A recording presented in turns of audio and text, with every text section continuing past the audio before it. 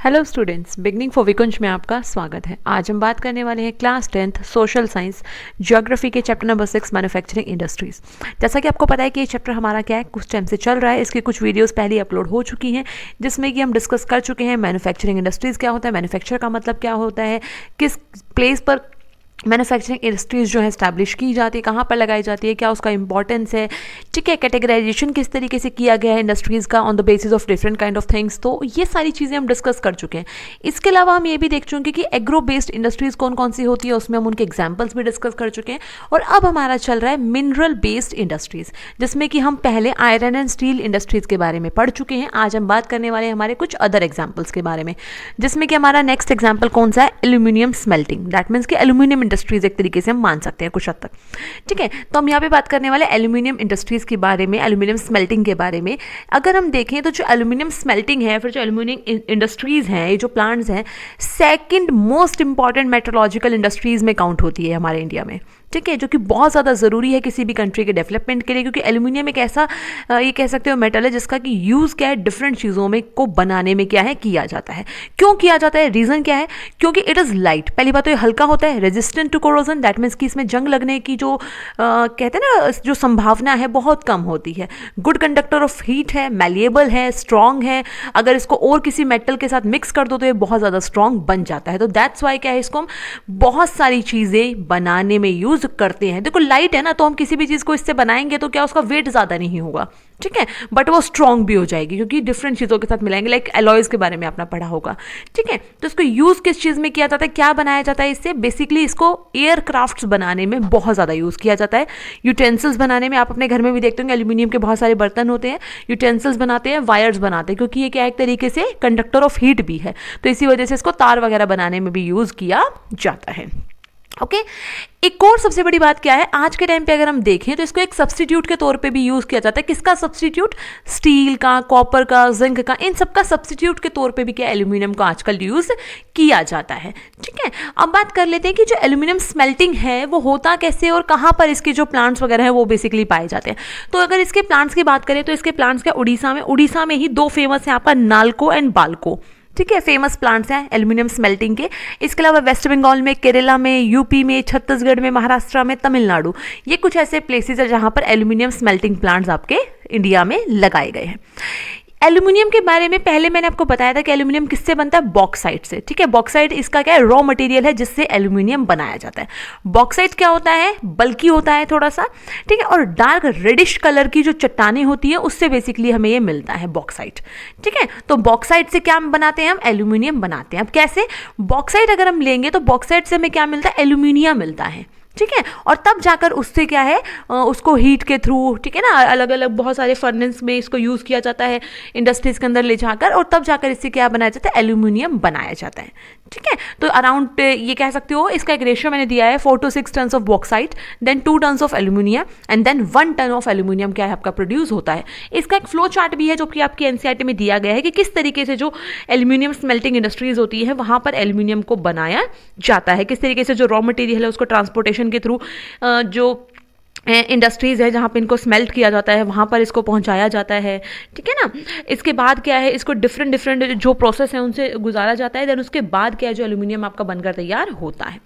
अब जो एल्यूमिनियम मैंने आपको बताया कि जो स्मेल्टिंग इंडस्ट्रीज़ हैं, जो प्लांट्स हैं, वो कहाँ पर है, मैंने बता दिया आपको। लेकिन रीज़न क्या है वहाँ पर होने के, तो दो बहुत बड़े फैक्टर्स हैं इसके वहाँ पर होने के, एल्यूमिनियम जो प्लांट्स हैं आपके वहाँ होने के। पहला क्या है, रेगुलर सप्लाई ऑफ इलेक्ट्रिसिटी, ठीक है। अगर इलेक्ट्रिसिटी नहीं होगी तो इन प्लांट्स का चलना मुश्किल हो जाता है। तो वहाँ पर क्या इलेक्ट्रिसिटी की सप्लाई बहुत ज़्यादा अच्छी है। क्यों, क्योंकि आपको पता है उड़ीसा वगैरह ये सारे प्लेसेस ऐसे हैं जहाँ पर कोयला भी बहुत ज़्यादा है, ठीक है। और इलेक्ट्रिसिटी प्रोड्यूस करने में मेजॉरिटी ऑफ तो क्या यूज़ किया जाता है, कोल यूज़ किया जाता है। इस वजह से वहाँ पर क्या इलेक्ट्रिसिटी की कोई कमी नहीं होती इंडस्ट्रीज़ के लिए या फिर इन प्लांट्स के लिए, ठीक है। इसके अलावा source of raw material at minimum cost, वहीं से क्या है हमें बॉक्साइट भी मिल जाता है। तो बॉक्साइट को क्या है एक तरीके से इन प्लांट्स में क्या है बड़े ही लो कॉस्ट पे पहुंचाना आसान हो जाता है। तो ये भी एक बहुत बड़ा फैक्टर है जिसकी वजह से क्या है, ये जो एल्यूमिनियम स्मेल्टिंग प्लांट्स हैं आपके, वो आपके उड़ीसा, यूपी, छत्तीसगढ़, महाराष्ट्र साइड में आपके ज़्यादा पाए जाते हैं, ठीक है। तो इसमें हमने क्या जाना, एल्यूमिनियम स्मेल्टिंग के बारे में भी, किस तरीके से उसको यूज़ किया जाता है, क्या क्या कहाँ कहाँ पे इसका यूज़ बेसिकली होता है, ठीक है। अगर हम 2004 की एक रिपोर्ट की बात करें तो इंडिया में 6000 लाख टन एल्यूमिनियम प्रोड्यूस किया जाता था, ठीक है, अब तो ये बढ़ चुका है और आप भी अपने आसपास देख सकते हो कि कितनी सारी चीज़ें ऐसी हैं जो एल्यूमिनियम से ही बनाई जाती है। ओके, अब हम बात कर लेते हैं हमारे नेक्स्ट एग्रो बेस्ड जो इंडस्ट्रीज़ हैं उसके एग्जाम्पल के बारे में, जो कि हमारी केमिकल इंडस्ट्री।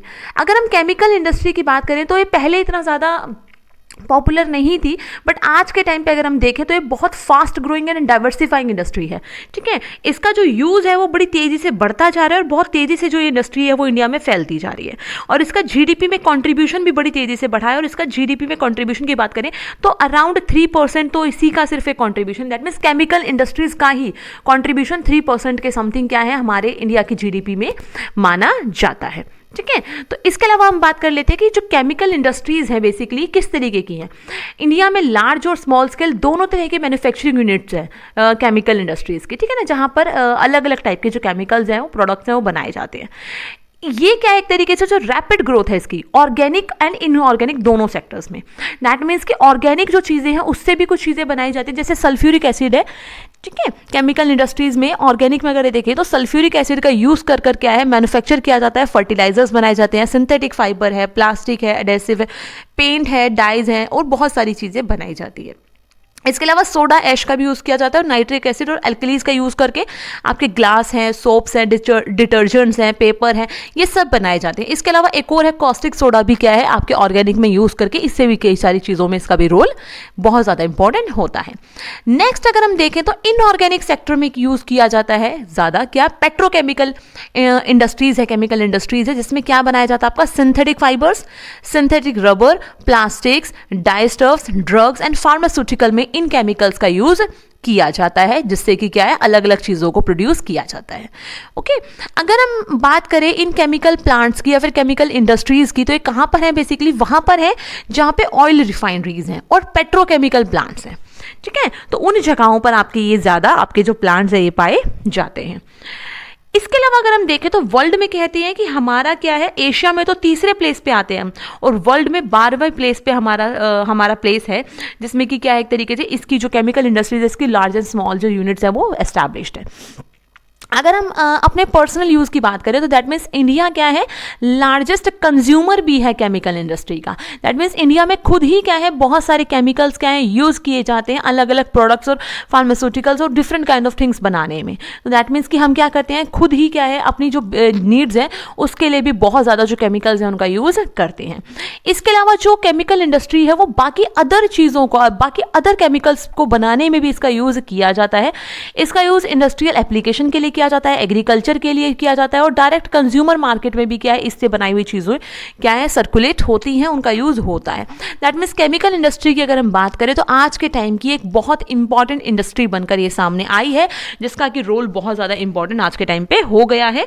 ओके, तो ये क्या थे कुछ एक चीज़ें थी जो आपके किससे रिलेट करती थी केमिकल इंडस्ट्रीज से। तो इससे आगे के जो एग्जाम्पल्स हैं उनको हम अपनी नेक्स्ट वीडियो में डिस्कस करेंगे। Thanks for watching and good luck student. Video को लाइक करें, शेयर करें और चैनल को सब्सक्राइब करना ना भूलें।